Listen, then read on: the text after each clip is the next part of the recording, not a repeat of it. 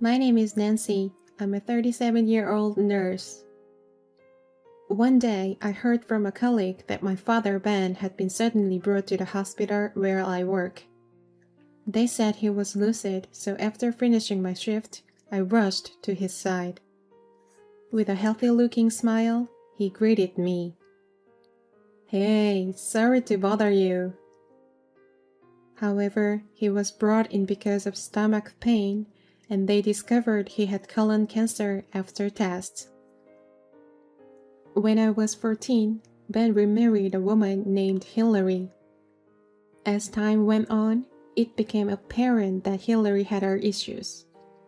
When I was in second grade, my biological mother had an affair and left our home. Since then, Ben single-handedly took care of me until I was in junior high. He introduced me to a woman. That woman was my stepmother, Hillary. Hillary was 10 years younger than Ben, and she was 13 years older than me. At first, in the midst of my adolescence, I was puzzled by having a new mother, but I quickly warmed up to her, feeling she was more like an elder sister than a mother. Shortly after Ben remarried, it was discovered that Hillary was pregnant. Having always wanted siblings since I was young, I was overjoyed, perhaps even immeasurably so. However, from the moment her pregnancy was revealed, Hillary's attitude drastically changed. "I have severe morning sickness, so I can't do housework." She made me do all the chores. Even after her morning sickness subsided, she would frequently lie about feeling unwell and went out with her friends. She would come home reeking of cigarette smoke. Even as a middle schooler, I wondered what could she possibly be doing while pregnant. As she neared her due date, the situation worsened. Whenever she was home, all she did was complain about her belly being in the way, either sleeping or eating. "I'm sorry for leaving everything to you, Nancy." Yet, her apologies were merely lip service. She did nothing else. I wished she'd actually act on her apologies. I was hoping once my younger brother was born, my chore would decrease and I'd have more free time. However, I would soon realize how naive I was to think that way. After giving birth to my brother Kai, Hillary said she didn't want to trouble me or Ben, so she returned to her parents' home, which was a 3-hour journey one way, for about 3 months. During her absence, Ben suggested, "How about we hire a maid during Hillary's absence? What do you think?" I was overjoyed at the unexpected proposal and immediately agreed. For those 3 months with the maid, I could study in my room, occasionally smelling delicious food being cooked. I felt happiness even though it was a new routine for me. Whenever I returned home after hanging out with friends, a tasty dinner awaited me. I finally got a glimpse of a typical middle schooler's life that I had never known. But after 3 months, Hillary returned with my brother Kai and, as ever, refused to help with the chores. "I can't do housework postpartum. If you have the time, you do it," she demanded. Ultimately, I had to reduce my study time and take over the household chores. "If you're feeling unwell or overwhelmed with the taking care of Kai, why don't you ask the maid or Dad to help with the chores?" I suggested it to Hillary. However, she responded unexpectedly, "No way. That would be a waste of money. Since you can handle it, there's no problem." Frustrated, I countered, "I'm preparing for exams. If this continues, I might not get into my first choice school." Holding back tears, she replied, "I understand. I got so wrapped up in being a new mother that I forgot about you. I'm sorry, but please don't tell Ben. I don't want him to leave me." However, I knew her apology was empty. She probably thought that if she just apologized, a middle schooler like me would forgive her. Over time, as Hillary repeated the same behavior, I became immune to her lies. Whenever she apologized, I'd think again and felt nothing. That day, we ended up ordering dinner for delivery. Afterwards, Hillary started preparing dinner for us. The dishes were always intricate, which made me wonder if she really had the time to make them. One day, I casually looked in the trash and found numerous packs from supermarket ready-made meals. For dinner, instead of Hillary's homemade dishes, it seemed there were just supermarket size and frozen foods. What Ben, who hadn't seen the trash, wouldn't know. Regardless, thanks to not being burdened with chores, I was able to study and get accepted into my first choice public high school. Then, one day during my high school life, Ben asked if I could go shopping with him. So I accompanied him until the time for my part-time job. As soon as we arrived at the shopping mall, we entered a cafe. "How has Hillary been lately? Is she making you do chores again?" "Huh? You knew about that?" "Yeah, Hillary occasionally mentioned that you help out, but it wasn't just occasionally, was it? Ever since Hillary came back from her parents, the taste of her food changed. I found it odd." It seemed Ben had noticed everything. Regarding the chores, Ben had checked with Hillary many times, but she always said, "I just gave birth. Don't add to my stress." He felt he couldn't say anything more. Actually, after my exams were over, Hillary has been pushing all the household chores on me again. On days when I don't have a job, I still have to cook. Hillary even says I'm just a maid to her because I'm her stepchild. She threatened to ask you to kick me out if I ever talked back. Despite being silenced by Hillary, I couldn't hold back anymore and confessed everything to Ben. "I had no idea. I'm sorry." As he said this, he stroked my hair. Afterward, Ben promised that once I got into my desired college, I could live on my own. He cheered me on saying, "I support your dreams, Nancy. You can do it." From that day on, I studied desperately. When I told Hillary about my college of choice, she opposed it as expected. However, Ben settled things and it all worked out.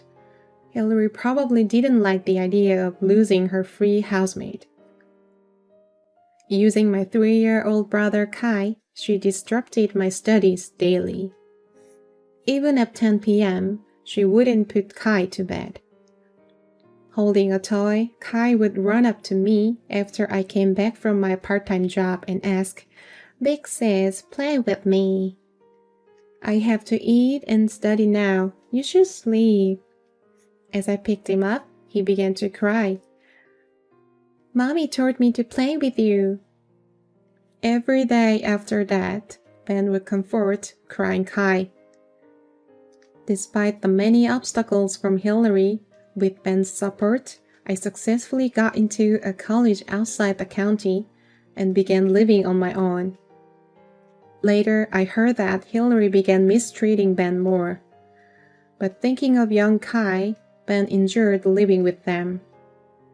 I achieved my childhood dream of becoming a nurse. After getting married and giving birth, I returned to work and led a fulfilling life. One day, Ben was admitted to my workplace. He had terminal cancer and was given 6 months to live. Hillary and Kai visited him only once a week. It had been 19 years since I last met Hillary and Kai, so they didn't recognize me. They openly criticized Ben in front of me. I was about to greet them after such a long time, but decided against it. I felt it was the right decision. When they weren't around, I went to Ben's hospital room with my son. Ben always said, "Seeing my grandson every day makes me happy."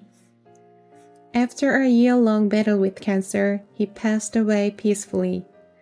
I went to my childhood home to prepare for the funeral. It looked much better from the outside than when I lived there. The interior had completely changed. My room was unrecognizable. I heard that it had been fully renovated after Ben was hospitalized. When I entered the house, Hillary greeted me. She seemed shocked to see me, but then bombarded me with questions. "Oh, I've been waiting. How have you been? What have you been up to all these years?" Even though she had seen me weekly at the hospital, she didn't seem to recognize me. After Ben's funeral was over, I started organizing his belongings in his room. I found an item I had given him when I was a child and was reminiscing when Hillary suddenly entered. "What are you doing? Trying to steal something valuable?" "What's gotten into you?" I was startled and stopped reminiscing, but Hillary kept on talking. "You didn't know. The inheritance of the stepchild is mine." I'm taken aback. "Now that Ben is gone, you have nothing to do with this. Just dispose of the junk. Outsiders should leave quickly." Facing the aggressive Hillary, I responded, "Fine, but I think you'll regret this later." I left the house with only memories of Ben. Even as I packed my belongings, Hillary kept complaining, but I didn't care anymore. A month after Ben passed away, I received a message from Hillary. "We can't open Ben's will without you, so be sure to come to the house for the memorial service." I replied with an acknowledgement and on that day headed to my parents' house with my husband. "Why did your husband come? Just you would have been fine. He should go back." To Hillary, I revealed the truth. "Are you sure? Without Tom present, we can't announce the will, you know." "What are you talking about?" Hillary, trying to shoo Tom away, noticed the shining badge on his chest and looked shocked. "Wait, he's not a lawyer, is he?" "Exactly. The one who informed you about the will was Tom. So, can we proceed now?" Reluctantly, Hillary led us to the room where Ben's photo was displayed. My husband opened his laptop and said, "This will was entrusted to me as a lawyer by Ben. It represents his genuine wishes and was made according to official procedures. It cannot be changed." He then presented a handwritten will from Ben and played a DVD. The content was Ben's words, stating that all his inheritance should be given to me, his true child. Hillary and Kai were outraged by the content. "This will isn't fake, is it? You forced him to say that. It's invalid." As they rented, another recording of Ben's voice played. "Hillary, you drugged my food and tried to drown me during my bath, didn't you? There's no reason to leave any inheritance to someone like you. And Kai, you're not my son. I won't give my inheritance to a non-blood relative. So, everything goes to Nancy." The video ended at that point. "Lies! I did nothing of the sort. Ben, why are you tormenting me like this? I'll sue over this ridiculous lie." I confronted Hillary with evidence. From the recorder played. "Why is he so persistent? I thought marrying a rich guy would make life easy. Normally, with that much sleeping pill, he'd drown in the bath. What's he made of?" "Mom, don't say such things out loud. Maybe my real dad is also enduring being with you just for the money." "Well, Ben and that young girl never knew about the 3 months after you were born when your real father and I lived together, and met even after that. This conversation was heard on the voice recorder. When the two heard this, they hurriedly made excuses. This is a practice for a play. This isn't some drama practice. You deliberately did this. How did you record this? That's wiretapping. It's a crime. I decided to tell Hillary, who was screaming, something she probably hadn't noticed before. You spoke openly in front of me at the hospital cafeteria. What? There were no other visitors around in the cafeteria. Oh, I'm a nurse at that hospital. You exposed your criminal activities without even realizing it. Hillary was dumbfounded. On the other hand, Kai, thinking a large inheritance would come to him, had borrowed money from shady individuals through a college senior and bought a luxury car. My car! Who's going to pay for it? My car! When I recorded their conversation at the hospital, I played it for Ben. He looked saddened and said, I thought so. After I left home for college, Hillary changed. She completely stopped doing household chores and treated Ben cruelly. But for Kai's sake, he endured it. When Kai turned 18, Ben decided to push for a divorce from Hillary. But she retorted, saying she wasn't interested in parting with an old man like him or a small inheritance. Ben didn't want to leave his inheritance to them, so he searched for a solution. Kai had a severe injury in college that required a blood transfusion. When the hospital tried to use Ben's blood, they found the blood types didn't match. Ben became suspicious, and a DNA test confirmed they weren't related. Furthermore, after Hillary was presented with divorce papers, Ben frequently felt drowsy after meals. Considering this, he approached Tom to draft his will. Right, this house is under joint ownership between Dad and Hillary, right? I have no relation to this house now, so good luck with the payments. Wait, can you at least share the mortgage with me? Of course I don't like it. I'm embarrassed to think that I once considered you a good sister. Then, can you lend me some money? Of course, interest-free. Hearing that, Kai jumped in. Hey, me too. Lend me some money without interest, sis. He then begged me for mercy. That's the first time Kai called me sis. I was happy thinking I had gained a young brother, but I don't have any money to lend to someone who isn't family and who thinks only of themselves, especially someone who pushed household chores onto a teenage me. We will be leaving. Considering we are strangers, I assume we won't have anything to do with each other anymore. Goodbye. Saying this, I grabbed Tom's arm and left the house. Later, I heard from relatives that the two couldn't afford their home and had to sell it, ending up living in a small one-room apartment. However, no buyers showed up, and it seems that a relative bought it at a very low price. I also heard that Kai had to work tirelessly from morning till night because he had taken a loan from some shady people and had to quit college, which he would have graduated from in another 6 months. Of course, he had to let go of his luxury car. As for me, Ben apparently converted the money he made from investments, leaving me with an inheritance beyond my expectations. I'm not particularly attached to money, but I'm thinking of using this inherited money to cover the expenses as my daughter grows up. From now on, I'll continue to juggle my responsibilities at home as a wife and mother, enjoy my work as a nurse, and give my very best every single day.